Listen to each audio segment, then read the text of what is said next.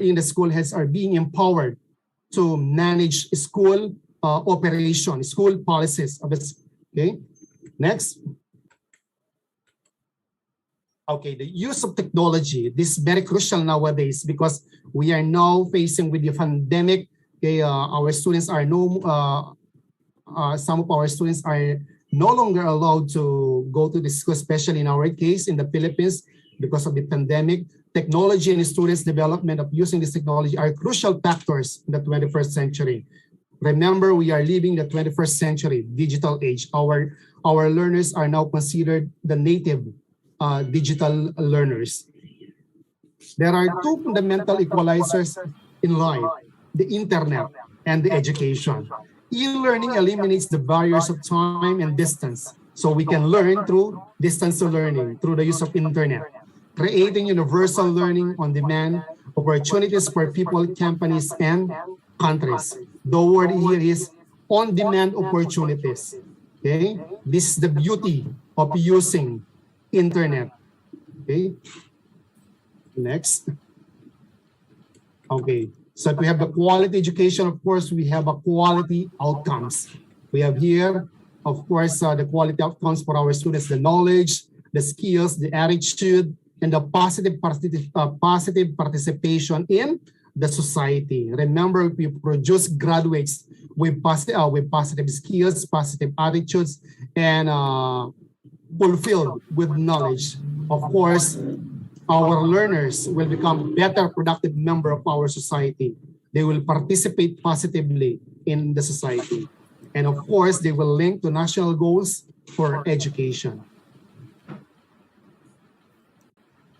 Okay, for last, of course, we have here the assessment. We have two forms of assessment. We have the formative and the summative. So the difference between the two, of course, so when we say formative, so just actually when we give exercises, quizzes, or performance among our students, this is considered a formative assessment.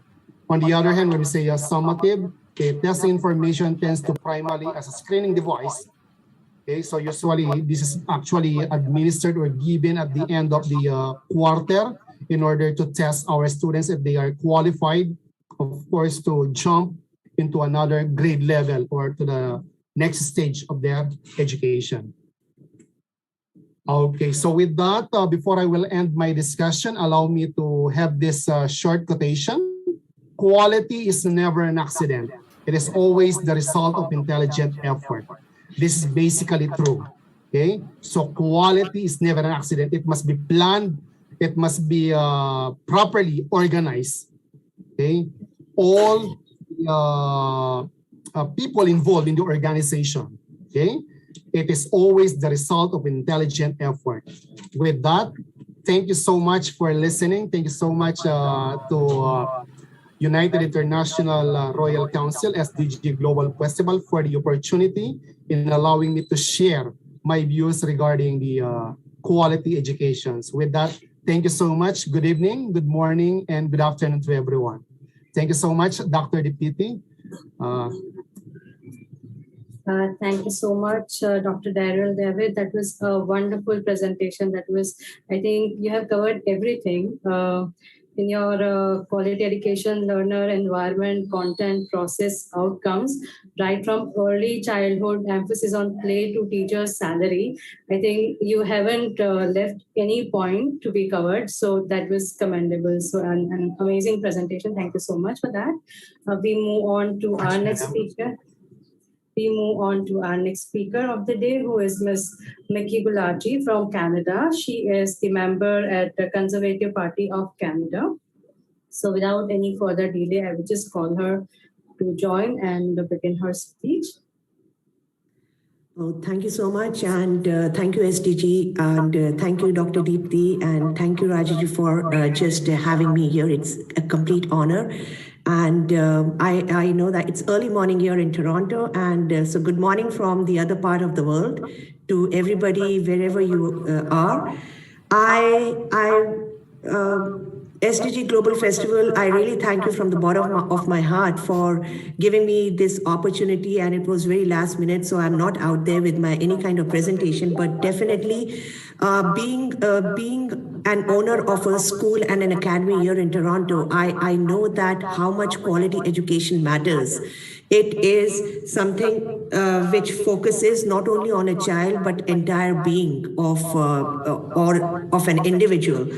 It focuses on the social, emotional, mental, physical, and cognitive development of each student, regardless of gender, race, ethnicity, and socioeconomic status and geographic location, as I said. And it also prepares an individual for life, not just for testing. And they say that it is very important because it enables to develop all their attributes and skills to achieve their potential as human beings. And I know that I have been a part of this society, quality education, from the part of from Toronto itself. I have seen it is not important to be literate in order to get educated. There have been women who don't know. I'm talking here about women in specific because Ms. Somani was discussing it early in her speech, that it's all about women and women empowerment. I've had students who have been 40, 45 years of age and they know not a single word of English, and we cannot understand them. But it becomes very challenging when you are trying to educate them, and here in Canada, they want English as second language, a course to communicate. But the kind of education we give them is the skill education, which is very, very important. The skill education is something like, you can provide them with a skill where they don't have to know English or your language. For me, education doesn't mean something which is verbal, something which is bookish, something which is, for me, education is awareness. They say educate a man and he brings bread on your table. I say educate a woman and she educates the entire society and her family. So it is very important to hand over one kind of skill. If you can not literally educate a woman, verbally or speaking in certain language. For me, language is not important. For me, a woman should be so skilled that she is able to present herself in the society as what she is. So there are ways what do we mean exactly by quality education? That there are some people who argue that the threshold of quality education is met by focusing only on literacy and numeracy, as I said that. But a lot disagree on this. Education is not simply like delivering system or a content delivery system. Rather, it is like a system designed to help all people reach their full potential and enter the society as productive citizens. So that is quality education for me, making them productive in the society, making them add or give certain kind of input. So these things are very important. UNICEF itself provides quality education delivered in child-friendly, inclusive, and safe environments. The schools are like stimulating and bringing out the best in individual by addressing them with their overall well-being. So I would like to end this statement by, although it is not a speech, but definitely for me, quality education means building an overall personality of the individual. I hope you guys agree there, and it is very difficult to explain. It's a very debatable term. So, well, Dr. Deepti, I would like to end on that note. And thank you, SDG Global Festival. Thank you for having me on this platform. It has been an entire privilege for me. And I hope I have put myself across by saying that it is, for me, quality education is building up the personality so that they can add some kind of input in the society. Thank you so much. And you guys have a lovely evening. Thanks, Ms. Gulati, for the wonderful insights. I think we have diverse views here. If we talk about education, we could never imagine that there could be so many perspectives. and all valid in their own reference, I would say that, and everything way that is really important for education. And even if a person learns for lifelong, no one is going to be fully learned. So education is an ongoing process. So yes, this developing of personality is an essential part, and we all agree with it. So thank you so much for the wonderful insight. We have a special guest joining us now. So I will just invite Queen Nadia Harihari from France to say a few words. Oh, I was not expecting that. Thank you so much. Wow. Thank you so much for inviting me. And I am here in support for my great sister, Dr. Caroline, and my brother or son, Rajarao, for all what they are doing. I have a lot of love and respect for them, and I am always here to support them. It is very interesting topic what you are talking about here today, and I agree. Education and high education is very important. But remember one thing, that education is only a tool to bring you and to help you to find who you are, to find yourself. Education is calling to the experience. If you want knowledge, you need education. Education is not giving you knowledge. Experience is giving you the knowledge. But education is a guide, is a tool for you to bring you where you want to go, to reveal the best expression of yourself. Education and is also, when you know yourself, your mental is also healed. Education and mental health are going together. Experience and knowledge and mental health are going together. So when you find the way, thanks to education and thanks to the experience, you find your way. You have to become this way. If you have a vision, education will help you to find the way and bring you the tools to realize your vision through experience. And when you have found that, you have to become this vision. When you become this vision, you are focused on one thing, your happiness of joining who you are as a spirit with unlimited power. You will understand that everything is given to you in abundance because you carry the abundance within you. The true knowledge is already within you. Education is only helping you to reveal the knowledge that you have within you. And after that, you are in good health. You will see everybody with the same quality as your own equal. You will understand that you are born free and equal.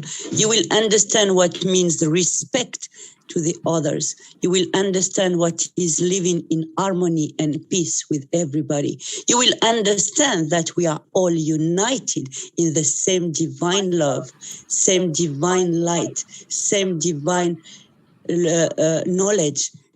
And this is the only thing that I have to say. Thank you so much.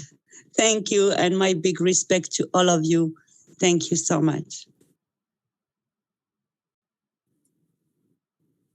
So thank you so much. Thank you very much, ma'am, for coming, attending our program and making our program a great success with your presence. Thank you once again, ma'am. Thank you, sister. You know my love for you, and you know that how much I believe in you, and I see you as a great leader to empower not only the women, but to empower humanity. Great respect, sister, to you.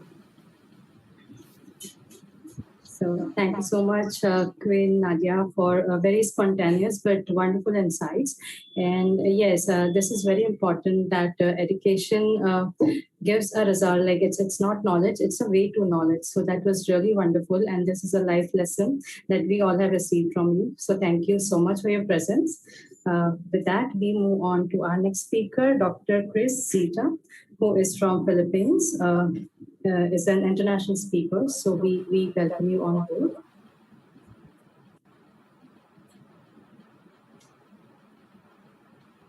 Yes, good evening. So I would just like to present my PowerPoint first before I proceed, of course, with my presentation. Okay. Yes, brother, please. You are close now. Okay.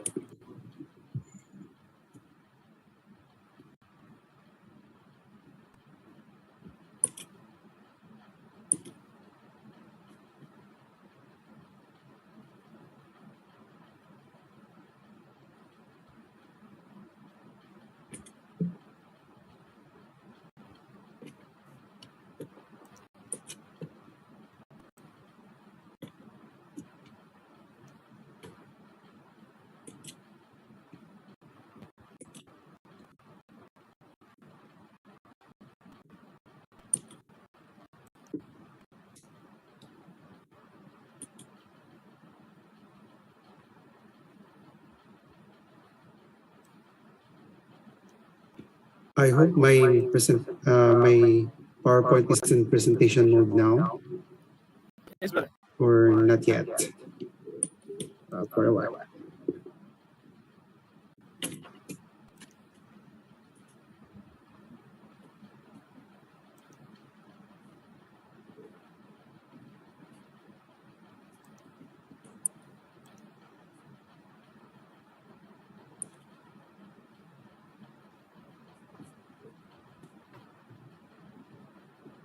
Okay, so again,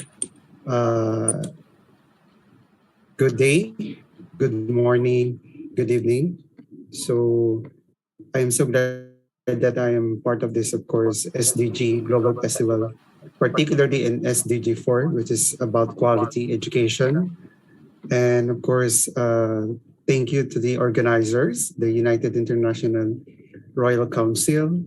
And of course, I would like to also thank my brother, Raja Rao, Prince, Dr. Difty, and our very supportive Queen Nadia, who is always there to support us in every activities.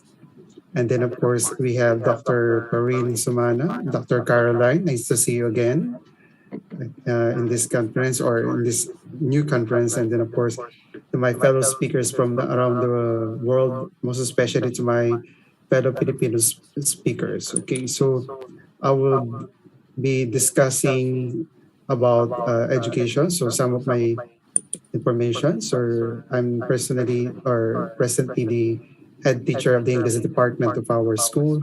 And then I will be focusing on, of course, the right to education in the midst of pandemic.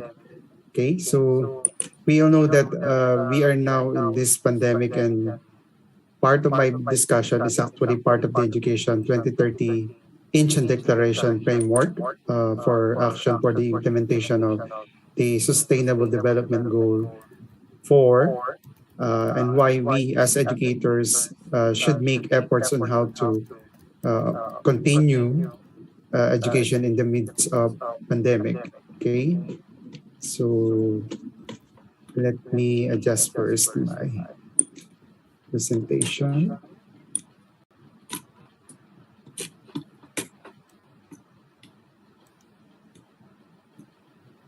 For a while, I'm just having a difficulty.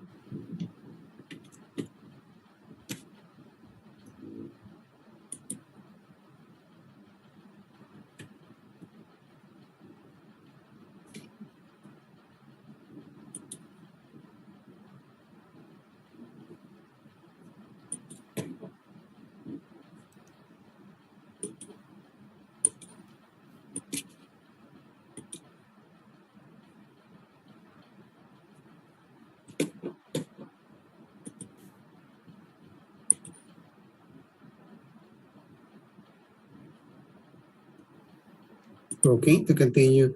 Of course, we all know that the vision of the United Nations is, of course, to transform the lives through education.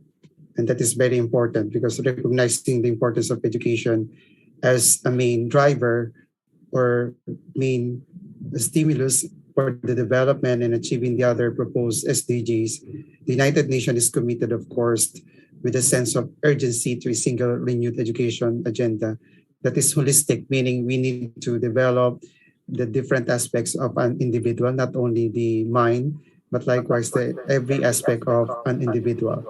So this new vision is fully captured by the proposed SDG 4, which of course include this one, ensure inclusive and equitable quality education and promote lifelong learning opportunities for, of course, for others or for every individual.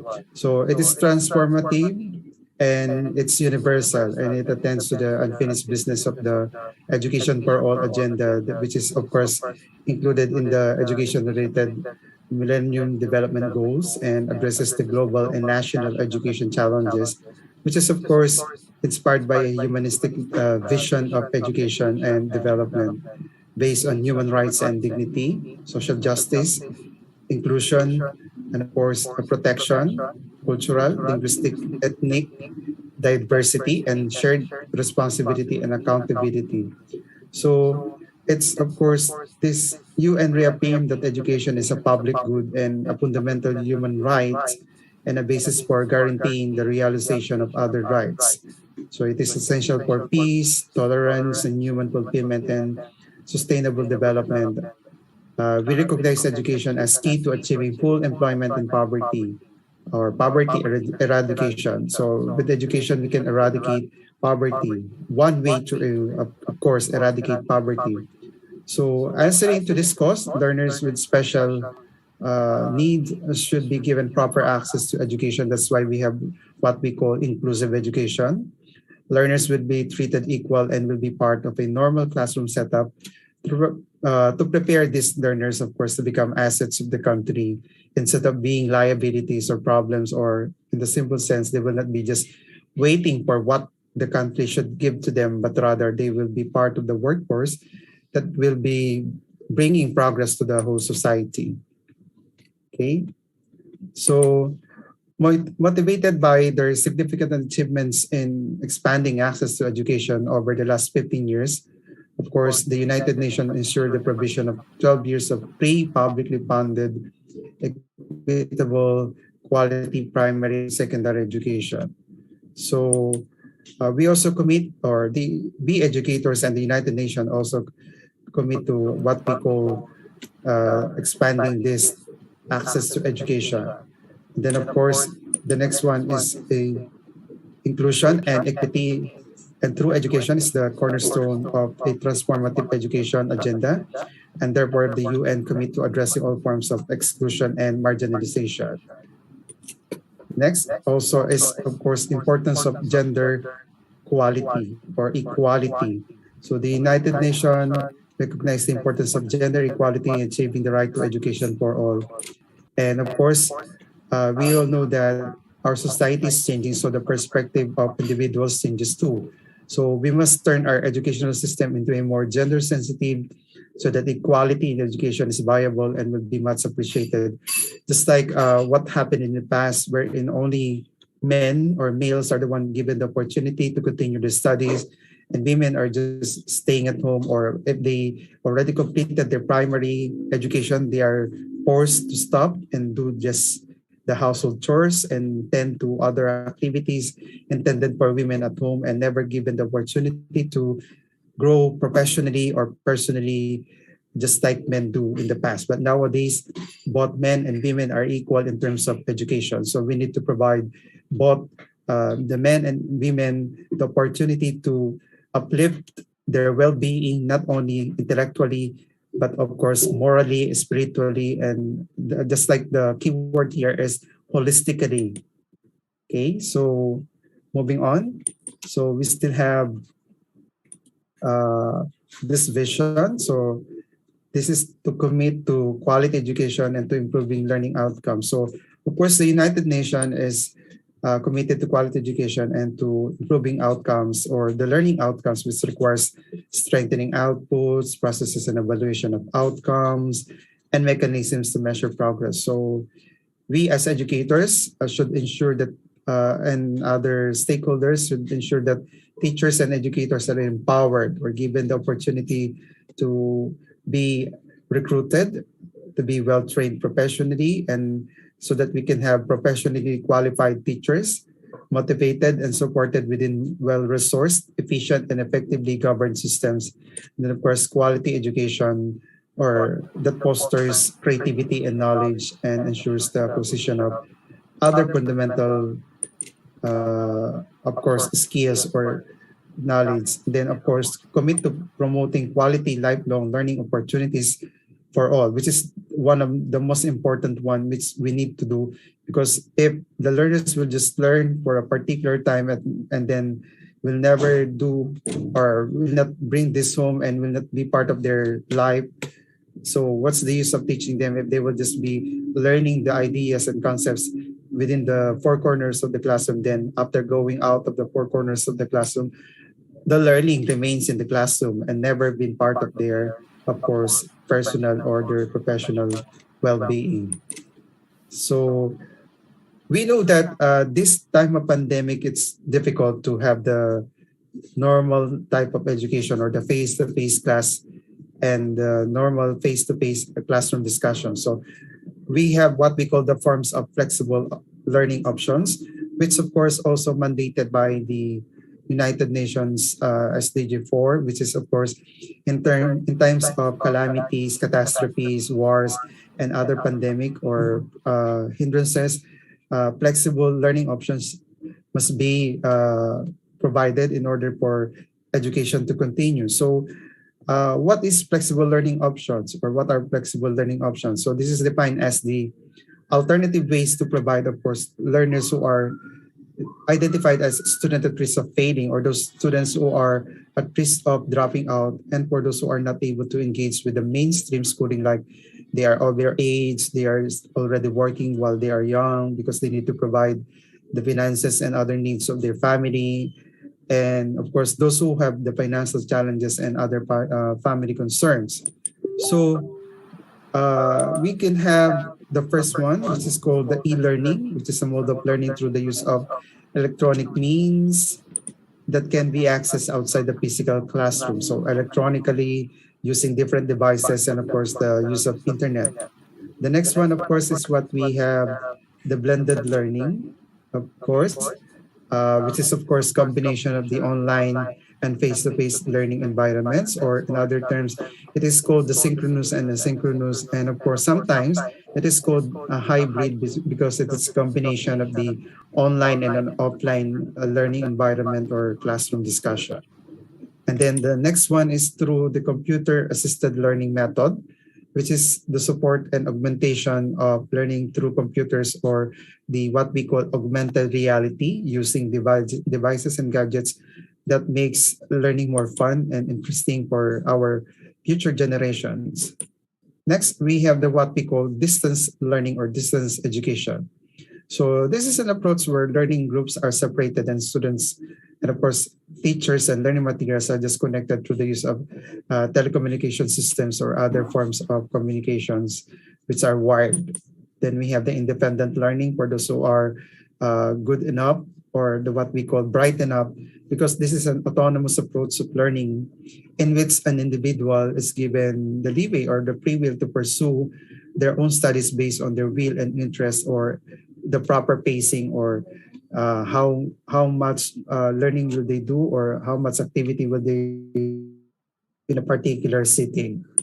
Next, of course, we know that every individual in our world, of course, have this mobile or the mobile phones or the cellular phone. But we now have this what we call mobile learning. So through the use of our mobile phones or cellular phones, learning can be accessed and conducted via mobile devices such as phones and tablets. Next, we have, of course, the multimedia learning, from the word itself, multimedia. So it's a mixture of various learning media such as text, videos, and graphics, which is, of course, very much interesting for the learners of this new generation. Then we have online learning, which is, of course, the new trend now. because of this pandemic. So it is an approach to learning without having to physically attend classes. So this is usually done with the use of internet connectivity. So the main problem here is that if your location is not that having good internet connections, so there will be problems. That's why we have other options. I'm not saying these are the fixed methods that you need to use, but of course, these are just some of the options that you need to consider in, of course, handling or providing continuing education to your learners, especially for those countries just like us, which are divided in different islands. So we have different modalities or learning options or flexible learning options that are being adopted depending on the needs of the society and, of course, the majority of the learners. And then we have the open learning. So a form of studying with the intent of getting international credits and recognition without having to go to university. So this form of learning is, of course, often aimed for individuals desiring to pursue postgraduate courses, but are not able to do so in a physical setting because of work and other online factors and commitments. So in my case, I was able to have my short course in, of course, language and literature in Allison. So that is in Ireland. So through open learning. So it means that you don't have the reason why you couldn't start or continue your studies because you are just like or just studying or just at home or just staying at home and doing nothing. Then we have the resource-based learning from the word itself.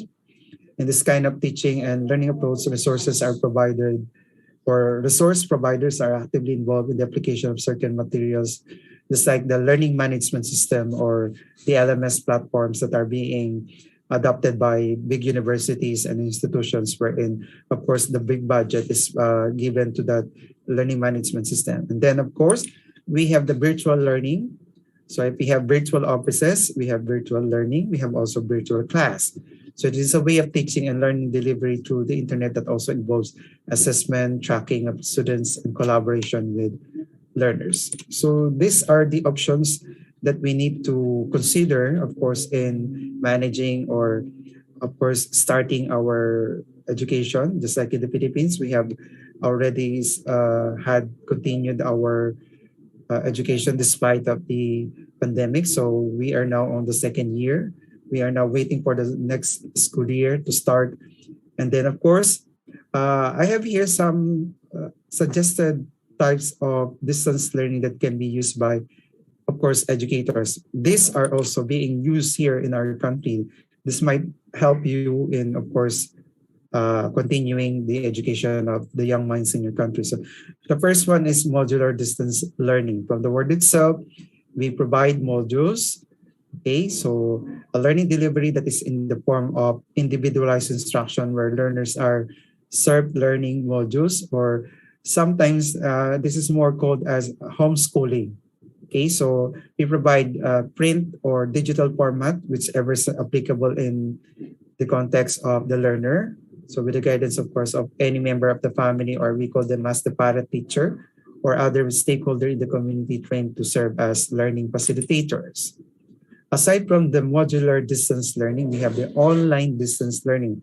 So this one is intended for those students or communities and, of course, geographic locations where internet connection is very good. So it means that you can have a continuous internet connection without gap, just like what is most of the time being experienced by learners or just like as speakers.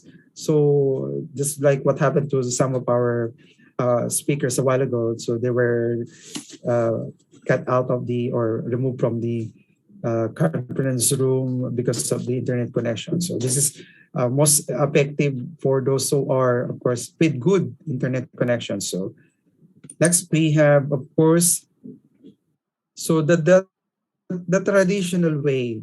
So all of us have the television. Some have our radio still. So we can, of course, use the TV or the radio as a means to, of course, communicate or continue. So the use of television or radio programs on channels or stations dedicated to providing learning content to learners as a form of distance education. So we have here in the Philippines the DepEd TV, wherein a particular television channel is only intended for learners and teachers to teach in television with particular time schedule. And then, of course, the blended distance learning. So any combination of the above distance learning types. So whether it's you can use the hybrid one, which is, of course, the modular distance learning or online distance learning, or you can use also the TB combined with the modular or online. Now, how can we connect or continue using the hybrid learning? So there are so many options. The first one is through the use of Edmodo. I know this is not, this is familiar.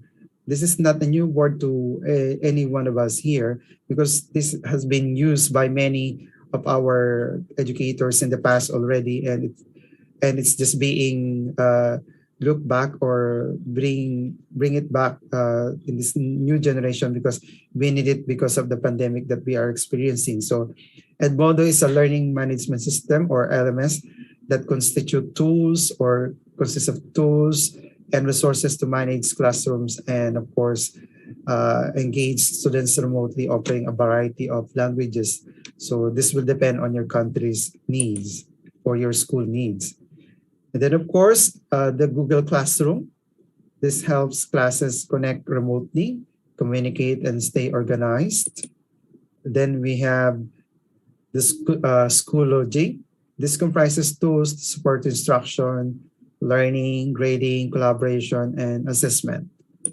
So I'm giving you the opportunities to at least have a glance of what in store for us as educators or as learners. So we can never have an excuse that we are not able to continue our education because of this pandemic and we are being locked down in our houses or our homes. Then we have online materials that can be designed for collaborative tasks, like that will, of course, engage learnings or learners, just like Google Docs, Google Slides, the Nearpod, and then the Padlet. And then, of course, again, we can have the Microsoft 365 using the Microsoft Teams. You can also have Quipper, which is also familiar in Asian countries or being used in Asian countries. We have the Flipgrid, and then, of course, the Facebook, because the Facebook, especially the Facebook Messenger, are being utilized as a means of continuing education. And then, of course, the Zoom. And in other countries, you can use the WhatsApp, or, of course, other social media platforms that are very familiar or particular in a particular country in continuing or providing education. So there's no way of having clamors or having some grudges that you cannot continue your education because you are locked down, because there are so many opportunities. We just need to have a change of mindset, and we need to embrace, of course, technology and innovations in order for us to at least continue providing quality education and giving the right to education in the midst of pandemic.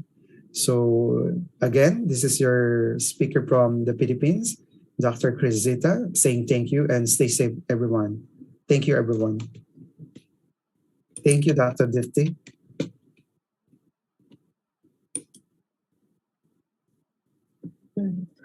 So thank you so much for the wonderful presentation. I think right from flexible education to blended learning and distance learning, that is what is the need of an hour, because the age that we are living in, we are so uncertain. It's been online all through. It's been 2-3 years, and it's going to continue for another couple of years, and we may not switch suddenly to the old days that we were in. So Dr. Chris, what you said is completely relevant and is what something which is really needed, because as we go ahead, we need to have plan not just for 30, but it is in the next year to come, because even if the we don't know when what's going to happen. So yeah, so the distance learning, switching to blended learning, the methods adaptation is really, really needed. So thank you so much for the insights. And we call our next speaker is Dr. Monalisa Malik from India. She is International President for Anti-Corruption Organization. So I welcome you on board.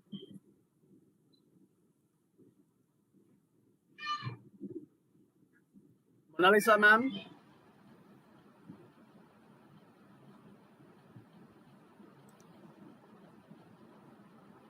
Please unmute yourself, ma'am.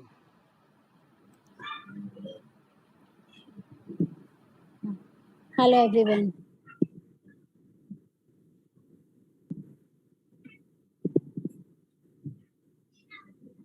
Deepti, ma'am. Yes. Yes, Dr. Rao. Yes, Dr. Rajana. Please introduce Monalisa, ma'am, as a speaker. She doesn't hear what you said. Okay. So I just introduce our next speaker, Dr. Monalisa Malik from India. She is International President for Anti-Corruption Organization. And we welcome you on board. Can you hear me? Hello. Yeah. You can just begin with your presentation.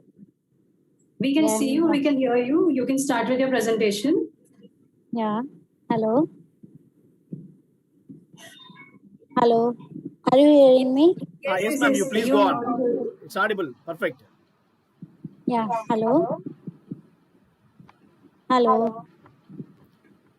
Yes, ma'am. It's very good, audible and visible, ma'am. Please go ahead.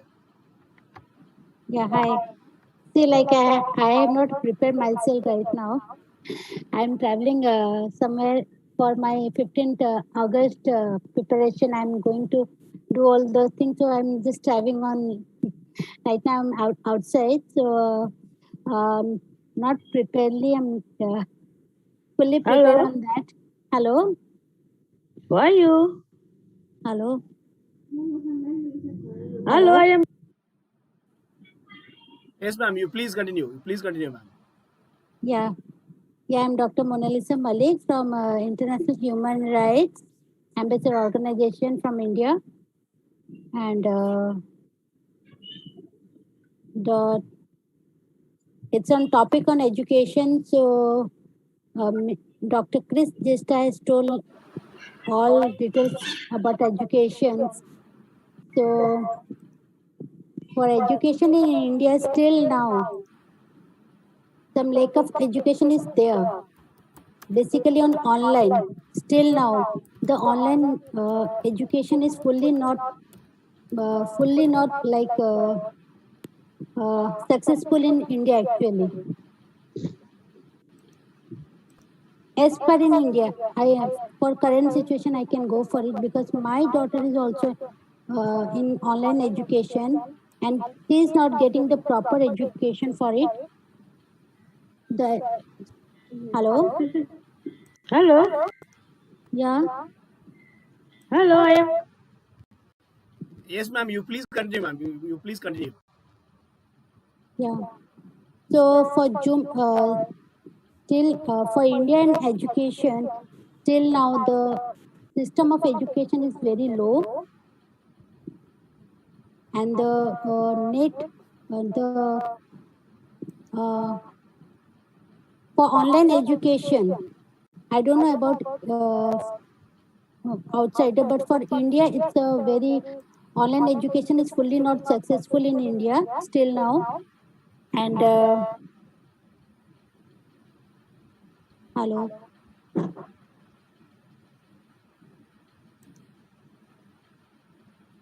Hello. Yes, ma'am. Yes. Is it over, ma'am? Yeah.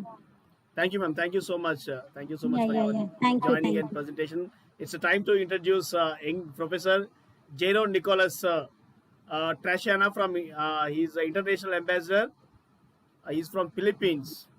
Brother, over to you. Yes, sir. Yes. Hello. Uh, Hello. I'm sorry. The lady is saying hello. Can I share my presentation, please? Yes. Please. Okay.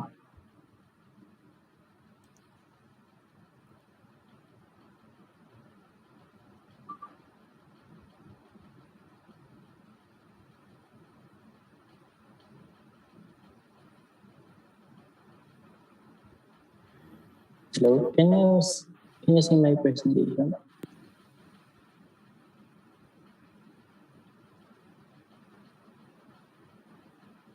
Hello. Hi, I'm so sorry. Hmm.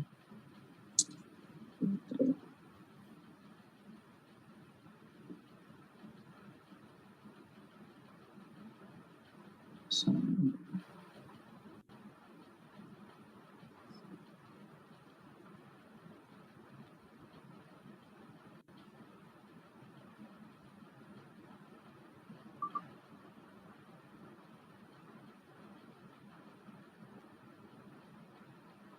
can you see my screen?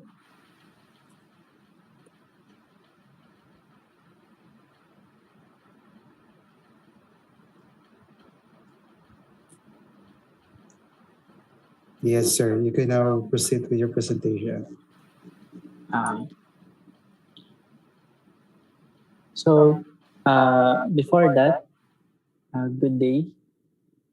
Hmm. Okay. Did you know that the world 650 million primary school age children and at least 250 million are not even learning in the basics in reading and mathematics. So as you can see in the graph, we have 28% only for the learning basic learning in reading and mathematics, and we have 72% primary school age available. SDG4 ensures inclusive and equitable quality education and promotes lifelong learning opportunities for all. Again, my name is Jairo N. Tarasina. I am educator, college instructor, and public teacher here in the Philippines. SDG4 aims for sustainable development goals for all girls and boys to complete free and equitable quality for the primary and secondary education leading to relevant learning outcomes. It is also important to make sure that all children have the opportunity to take part in the preschool education in care. In addition, this SDG aims for lifelong learning opportunities for all, including affordable and quality training for employment and decent jobs and entrepreneurship. Education is the fundamental human right, and it is the major importance for the achievement of other sustainable development goals. Empowering women, reducing inequalities, fighting climate change, and ending extreme poverty can only be achieved if the governments and business work together in delivering quality of education for children and adults. Luckily, there's a business cause or case for the investing in quality education. Education can help employees to develop capacities for the future, which can be a source for innovation and provide access to the new markets. Before that, let us see the brief goals of the SDG or education. Education can address the mismatch between skills of available employees and the jobs vacancies. It is also the quality education can help to build a larger and more talented and more diverse future employee base. So, education. Education also called the learning, teaching, or schooling. In the general sense, it is any act or experience that has formative effect on the mind, character, or physical ability of an individual. It is technical sense that education is the process by which society deliberately transmit accumulated knowledge, skills, and values from one generation to another.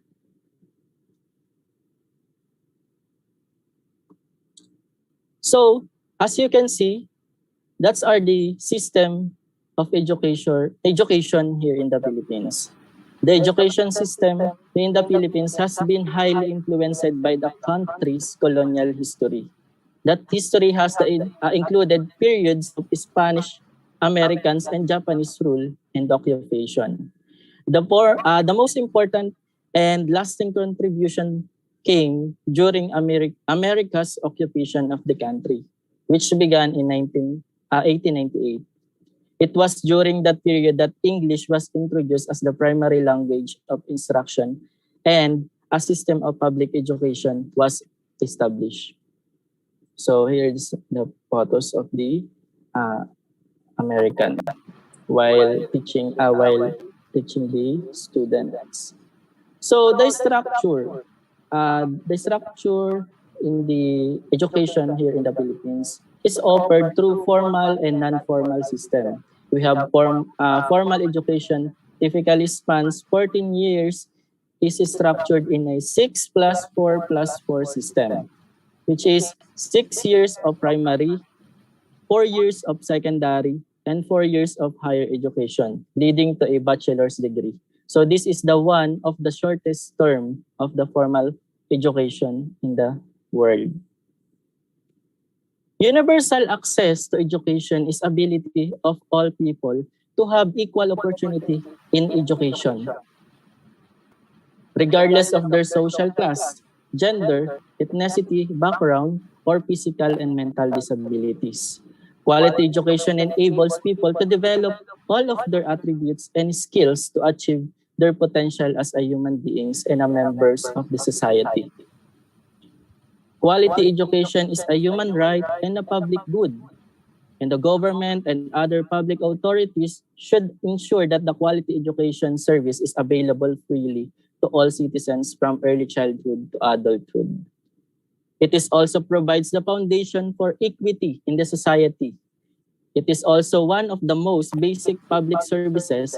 It not only enlightens but also empowers citizens and enables them to contribute to the maximum extent possible to the social and economic development of the community.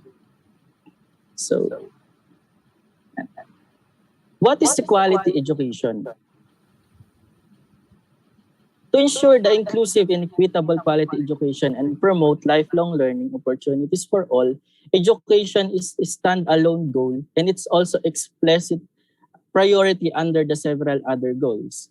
Quality is the center and there are this dedicated target on the equity and qualified teacher as well as safe learning environments. Also, quality education cannot take place without safe and inclusive learning environments. The target represents an important commitment to building new schools but also to upgrading existing education facilities for schools for all. It is also pushes for clearer national level definition and policies on the child and disability and gender sensitive learning environment. Okay. So, before we proceed to the quality education goal, what do we mean by the quality education? Quality means effectiveness or efficiency. The quality of educational process is experienced by the students.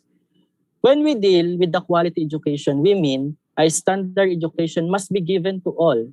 The content or the syllabus must be the same for all, also improve with the passage of time.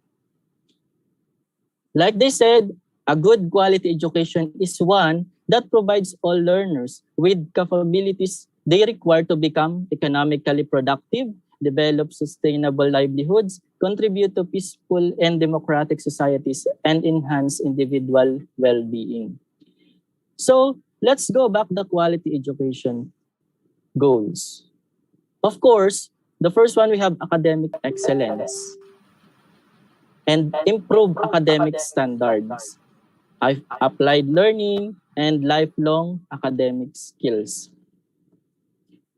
What is the purpose of education? Of course, to determine the educational needs of students, to improve the quality of education, and to make education accessible to everyone. To create a system of quality education in school, what we need is to adequate resources and budget. Okay, so let's go to the example of quality indicators. Of course, we have instructional leadership, teachers' quality, parents and community involvement, effective instructional programs, and orderly learning environment. What are the dimensions of the quality education? Of course, the quality learners, quality learning environments, and quality content. Quality education for the learners, of course, who are in healthy, well nourished, and ready to participate and learn, and supported in the learning by their families and communities. For the environments that are healthy, safe, protective, and gender sensitive, and provide adequate resources and facilities. For the content that is reflected in the relevant curricula and materials for acquisition of basic skills, especially in the areas of literacy and numeracy. Of course, the skills for life and knowledge in such areas as gender, health, nutrition, and another HIV or AIDS prevention and peace. Quality learning. Of course, quality learner, good health and nutrition. Early childhood psychosocial, development experiences, regular attendance for learning, and family support. Quality learners, good health and nutrition. So, healthy children learn well, of course. Healthy development in early childhood plays an important in providing the basic for a healthy life and successful formal education experiences, according to McCain and Mustard in 1999. Adequate nutrition is critical for formal brain and development in early years. Next, early childhood psychosocial development experiences, a positive early experiences, and interaction are also vital to preparing a quality learner.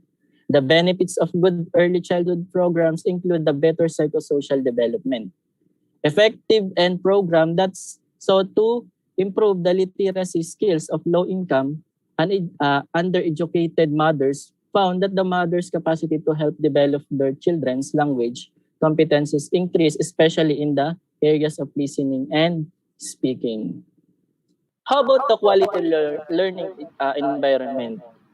We have the physical elements, the quality of school facilities, interaction between the school's infrastructure and other quality dimensions, class size, psychosocial elements, peaceful, safe environment, teachers' behaviors that affect safety, effective school discipline policies, and non-violence, of course.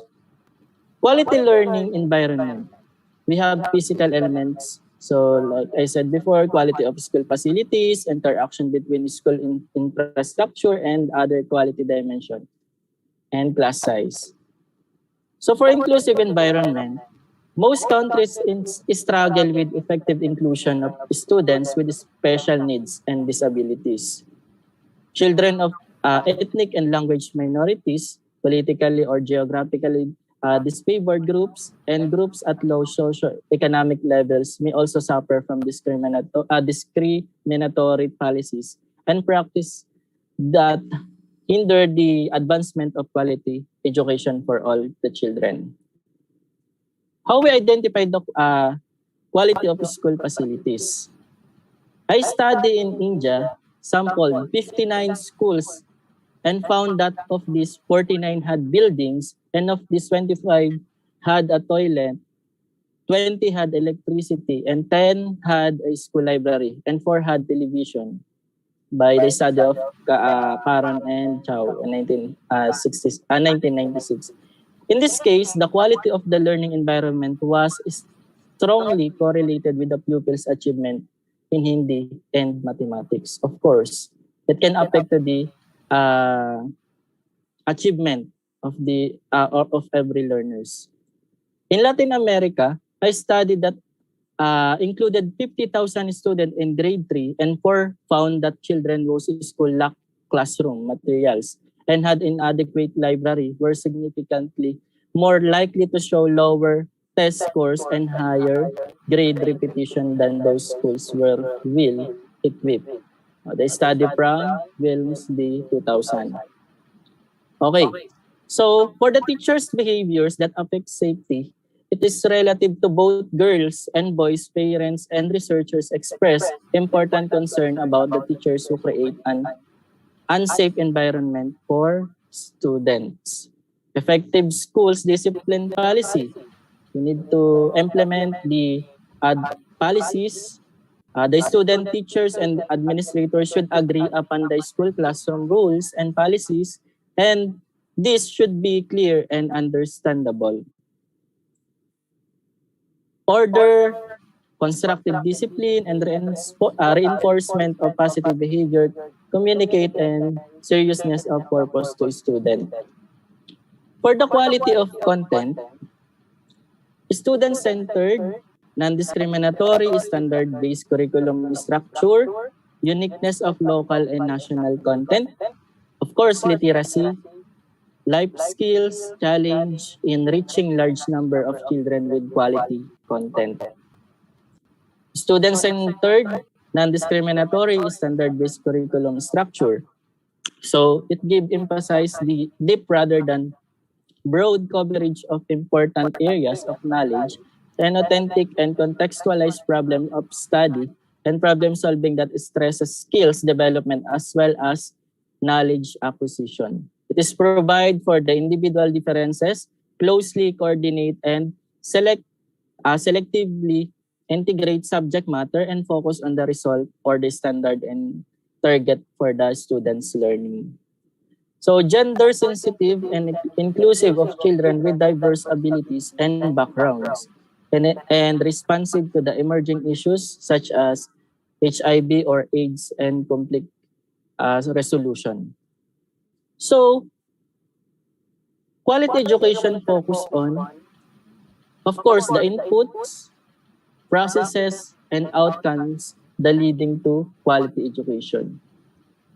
For the literacy, a recent UNICEF study on the curriculum showed that literacy skills are taught as a separate subject. The UNICEF study found that there is a greater focus on the language as a tool for social development. Situations from daily life are incorporated into activities that foster the acquisition of reading and writing skills by UNICEF 2000. Attention to the way literacy is developed is critical since research has shown that language learning cannot be separated from the content. The learning context and agendas people have for learning to read and write have an important impact on the development of literacy skills by the Cornish and Green 1993, according to them. So for the numeracy, also known as the quantitative literacy or numeracy, encompasses a range of skills from a basic arithmetic and logical reasoning to advanced mathematics and interpretative communication skills, studied by the STIN 1999. So mastery of many curricular areas requires numeracy from geography and social studies to science and vocational training. And many mathematics educators advocate teaching numeracy skills in an integrated way rather than as isolated subject in mathematics course by House and Cosford 1995. So again, we must say that education is the process of affecting desirable changes in student behavior. Again, before we end this presentation, I would like to read the PCCs. He said that the value of education is not the learning of many acts, but the learning of the mind to think. So that's all. Thank you for having me, and God bless. Thank you, brother. Thank you.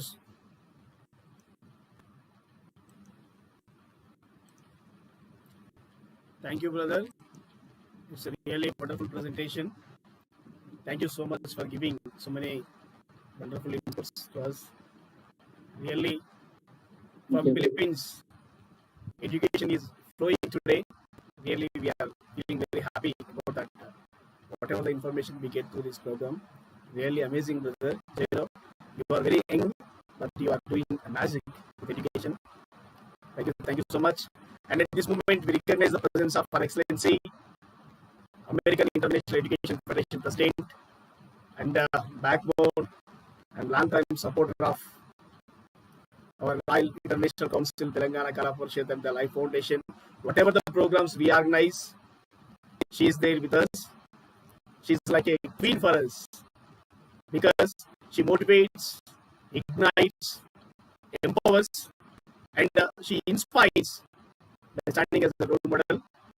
She is there with us. She is none other than Her Excellency Dr. Tamara Alkalagasi from USA, President of American International Education Federation. Over to you, ma'am. Yes, thank you. So, good evening, everyone here. Good evening, ladies and gentlemen. As a peace and goodwill ambassador and the president of American International Education Federation and president of the Global Women Development Network, I'm really pleased today to be with all today in this ceremony or in this festival, which is concerned about sustainable development goals. Today, I will be talking about the Sustainable Development Goals, which is all of us knows it's 17 Sustainable Development Goals. And all of us are really working really hard to advance and achieve the Sustainable Development Goals to achieve a better world. So I'm gonna make it in brief points and conclude the results and what's the strategies that we are working on to be really practical, because as all of you know, we've been working on these sustainable goals around the globe, many organizations, governments, official, grassroots, expertise, elites, everybody's been working and they're doing their best to achieve, even if it's gradually, at least we're achieving some of our goals where we will be able to proceed further. So the 17 Sustainable Development Goals are the world's best plan to build a better world for people and our planet by 2030. We have an agenda for 2030. 2030 agenda based on these Sustainable Development Goals, adopted by all United Nations members, all the states. In 2015, the Sustainable Development Goals are a call for action by all countries, poor, rich, and middle income, to promote prosperity while protecting the environment and the whole world. They recognize that ending poverty must go hand in hand with strategies that build economic growth and address a range of social needs, including education, health equality, and job opportunities, while tackling climate change and working to preserve our ocean and forests. The Sustainable Development Goals are integrated, that is, they recognize that action in one area will affect outcomes in others, and that development must balance social, economic, and environmental sustainability. Through the pledge to leave no one behind, all countries have committed to fast-track progress for those furthest behind first. That is why the SDGs are designed to bring the world to several life-changing zeros. What I mean by zeros, including zero poverty, hunger, AIDS, and discrimination against women and girls, which will be our subject today. Today, I chose Sustainable Development Goal number 5 out of all the 17 to talk about it and what's the best strategies and approaches that all we have to go through and start working on to achieve it, or at least to advance it. It's gender equality, goal number 5. And I have certain approaches and strategy to start working on to achieve this goal. The first strategy, we will be working on achieving this goal, goal number 5 of the United Nations SDGs, is through achieving gender equality and working on women empowerment for all fields. Women and girls everywhere must have equal rights and opportunity and be able to live free of violence and discrimination. Women's equality and empowerment is one of the 17 Sustainable Development Goals, but also integral to all dimensions of inclusive and sustainable development. In short, all SDGs depend on the achievement of goal number 5. Why? Because women is half of the society. Building women meaning building society. End of all forms of discrimination against all women and girls everywhere is the first approach that everyone has to start working on it. As you know, many areas around the world facing this challenge, we need to get out of it. We need to eliminate all forms of violence against all women and girls in the public and private spheres. Approach number 2, we need to establish and invest in a women's development programs in educational, economic, social, and even political fields. As you all know, Sustainable Development Goal number 4 is quality education. And to build nations, we need to work in 2 main things. First thing is education, second thing is economy. To empower nations, to start build the infrastructure, we need a healthy economy. And to build a nation and to build the people of our nations around the globe, we need to support them with the education, with the right education, empower them with the education. Companies with more women in leadership positions perform better. Organizations that have the greatest representation of women board directors experience a higher return of investment, sales, and equity. As you might expect, these companies also report less of a gender pay gap, as well as improved productivity and performance. I'm talking here about the women in the market, women as an entrepreneur, women in the investment field. To overcome these obstacles, companies need to make sure women are supported in their careers and have the full opportunity to take more leadership positions. It needs to have the leadership itself. We need to put her in the right track. One of the best ways to accomplish this is with the Women's Development Program. Approach number 3 is to create these development programs. We need to create a reality programs to put the woman in, to make her involved, to put her in the right track. And to do that, we need to identify first the problem areas, and then second, tailor the leadership program for all levels. And third point will be create a dedicated support system for women. These are the main 3 points that we have here as the approach of working on the women's development. Having a dedicated support network as a part of our Women's Development Program can open doors for growth and advancement.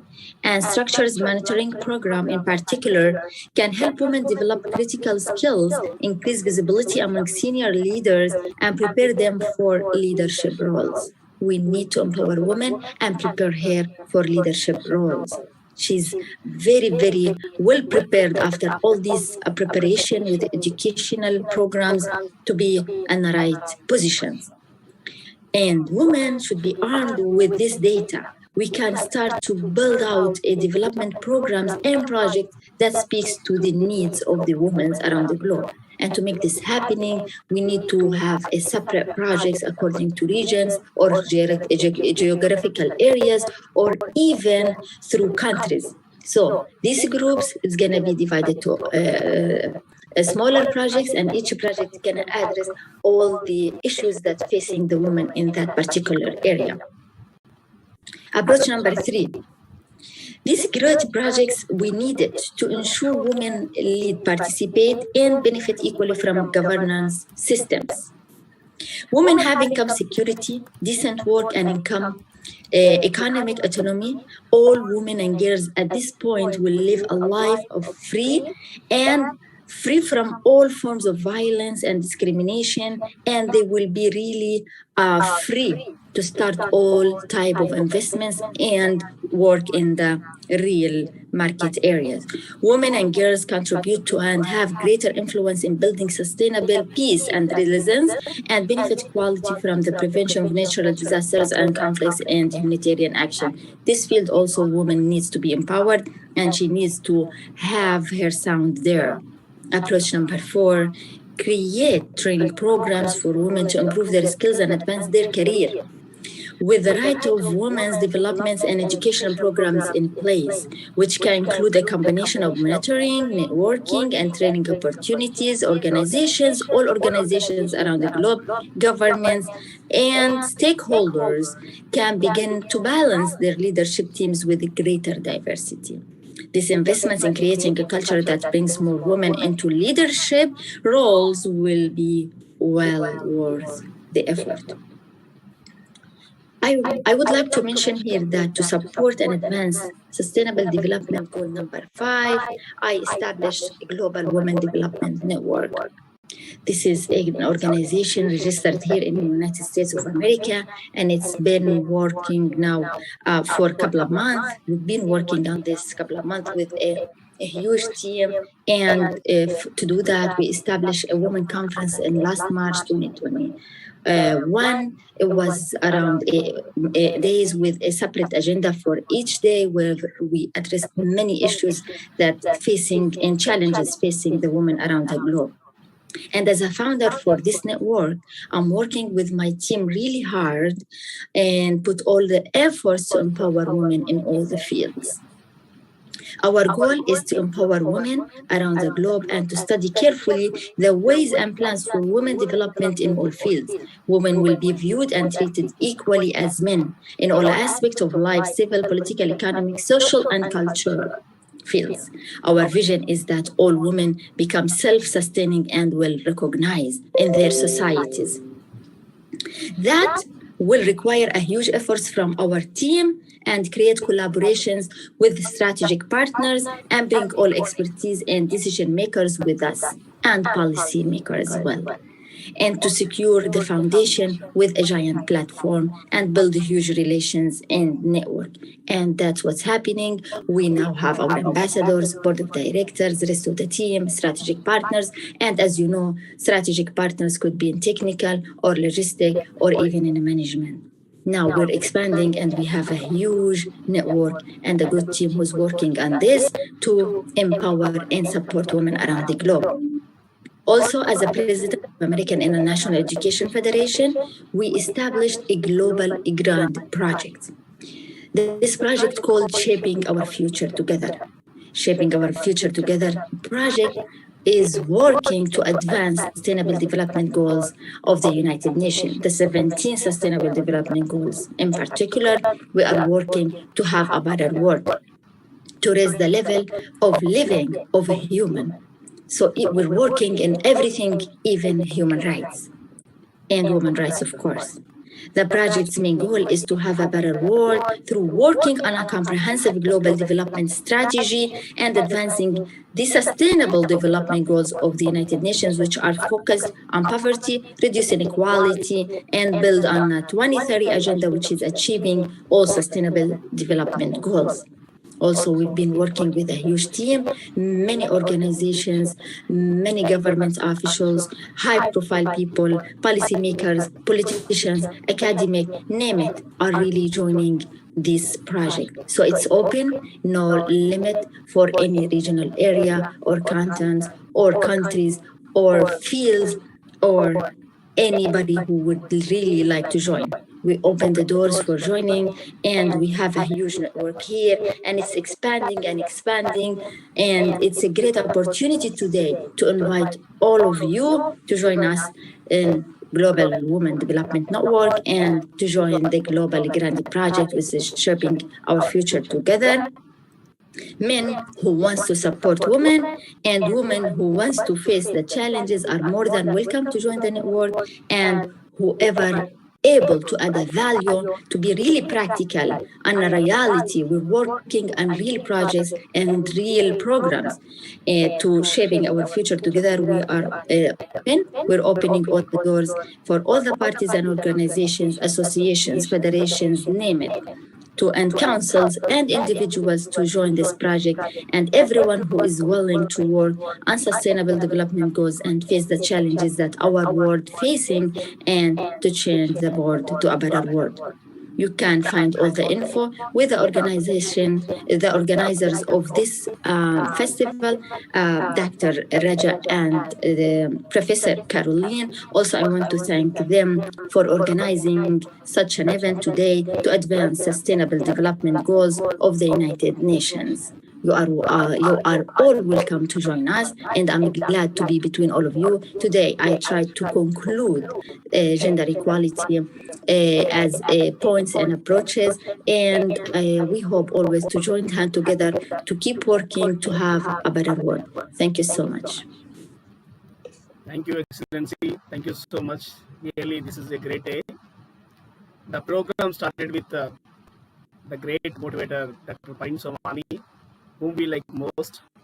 And the program is about to be concluded with the most inspirational speaker and the champion of the womanhood and women leader, the great international brand ambassador for several international organizations, Dr. Tamara Alkalagasi, ma'am. Really, we are honored and blessed to conclude with your speech. At this moment, I invite Dr. Vijay Kalil, ma'am. Actually, she is supposed to speak in the beginning, but Kalil, ma'am, over to you, ma'am. Yes, sir. Good morning, good evening, all excellencies, guests of honors, guest speakers. I would like to thank each and every one from the bottom of my heart. I would like to thank everyone who gathered here and to participate in our SDG Global Festival. Thank you very much. I would like to thank, first of all, Queen Nadia Harihir ma'am, Excellency. It's great to see ma'am here on this platform. Ma'am is a great inspiration to us. Ma'am always encourages us, and also we have seen Excellency Tamara ma'am, much delighted. It's really like a festival for me. Today only we are celebrating the festival, not on 15th August. So I'm feeling okay. We are seeing all the great people here. Queen Nadia ma'am and Excellency Tamara ma'am. Thank you very much, ma'am. I thank humbly for joining us and presenting excellent speech and a great message to everyone. Really, ma'am, as you said, I'm seeing all your development on Facebook, not simply your developed one organization. What are the words you said just now? You're placing it in the form of action. You're transforming the words into action, ma'am. Really, we all would like to join you, and really it is shaping our future together. That is excellent topic, ma'am. Really, we have to shape our future together. That is, when we shape our future, that means we are going to shape our entire globe. So thank you very much, ma'am, for the wonderful steps you are taking up, supporting especially women. You are inviting every leader of the nation and making them as your partner, organization partner. So it is a great encouragement. Thank you very much, Excellency.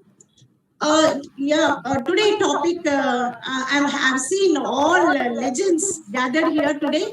Everyone has given very excellent message and information, a great insights and inputs on the given topic. It is great. We know that United Nations ratified 17 Sustainable Development Goals as benchmarkers for every nation to ensure global prosperity and have peaceful and enlightenment. So that is very important. So every country is taking up and working hard for the development and implementation of SDG 17 goals, almost 17 goals. So today we are taking up education and gender equality. I feel that both are interconnected. Quality education is very important. Quality education brings a great potentiality to the individual and develops, it is like a key factor. It opens up many opportunities. And quality education is going to eradicate gender inequality, gender inequality. So move towards the gender parity. So that is very important. So quality education is the right word. We can say that quality education has to open the door of opportunity and helps the employability, sustainability. So education is all-round development, that is mentally, physically, psychologically, the one should be sound. So education should make the one individual sound and strong in all these areas. That educated person can look at the prospects of the entire globe. That is very important. So all educated people has to concentrate, and we know because of the pandemic, almost all schools are closed and the students are unable to have proper education. So as we are moving to the progressive side, but unfortunately the pandemic led us to the regressive, but still all the educator, teachers, trainers, they're trying their best level to import good education on online basis. That is very important, and we need to have quality learners, as we have learned just now. So quality learners, when they learn much, they look at the broad prospects of the world. And gender equality, that is very important, as we know, especially women, they face, women and girls are facing a lot of problems, especially this pandemic. They are undergoing a lot of domestic violence. I have, as a psychologist, I have noticed so many cases of domestic violence. In the workplace, they are facing of the sexual violence, harassment. So sexual harassment is every place, workplace, home, even in the transport, bus, train. So they face a lot of harassment. So that has to be eradicated. So if women and girl children are well educated, definitely they can eradicate the inequality and move towards the parity. I would like to cite one example of education and the progressive side. India, especially when we have looked back, there are social norms, certain caste system. Based on the caste system, we used to have the education. But our great leader, Ambedkar, he has eradicated and erased the complete such kind of norms which they have developed. He has eradicated, and he have taken up education as a challenge, and he is the great designer of our constitution, and where many deprived and socially, economically backward people are able to have good education.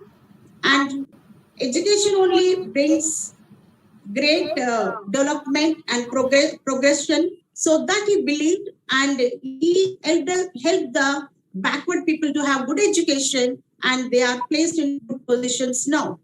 So definitely this is a good example. Education only can bring a tremendous change and work towards the progression or the development. So Ambedkar, great leader, a legend, he has shown us as a live example, and he was the pioneer to the educators, how one can transform the total nation and how he can support the backward people to have good education.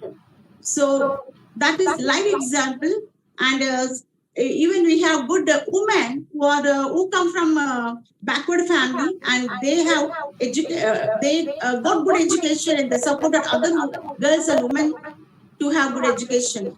Savitri Bai Pule is the good example. So like this, we can cite many examples. If a girl is educated, a woman is educated, she is the torch bearer. She can make her family educated, and this educated family can bring education and support the other family. In this way, the nation will be more progress. So that is very important.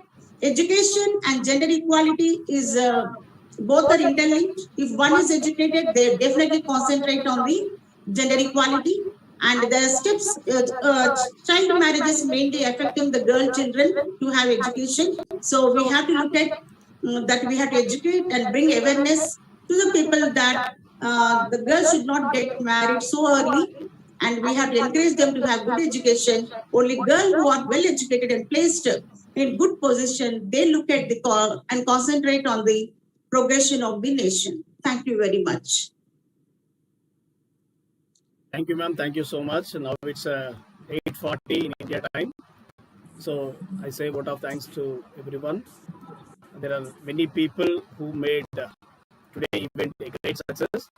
I thank each and every speaker, especially the speakers who stayed all the while. Brother Daniel David from Philippines, Jaron Nicholas brother, Dr. Chris Jita brother, whenever we invite, he's there with us. Thank you, brother. Thank you so much for your helping hand. Kalpana Dikshit ma'am, we recognize your presence. Thank you, ma'am. Thank you for joining. And Tamara ma'am, really, you are a blessing to us. Really, thank you. Thank you so much, ma'am. Geeta Suryavanshi ma'am, thank you for joining. This time we are giving certificates to all the delegates. So thank you, ma'am. Thank you so much. We honor you soon. Gumadi Prashanti ma'am, thank you, ma'am. Thank you so much for your presence. And Dr. Muhammad Prince General, brother, thank you so much. The time is we don't have much time, so otherwise we would have listened to your song. Thank you, brother. Thank you for staying with us. And Kofi brother, thank you for your presence. And Nada Ratoviksi, ma'am, thank you so much. Nestor brother, thank you so much. Queen Nadia, ma'am, whenever you appear, it's a divine aura that you spread.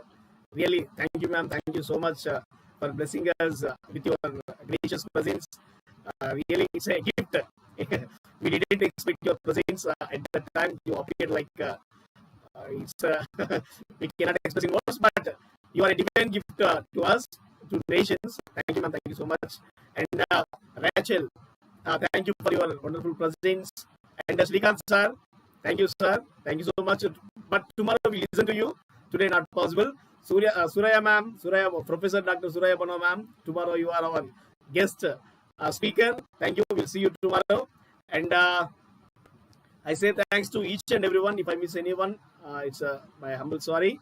And once again, thank you for making this second day a grand success. Thank you all.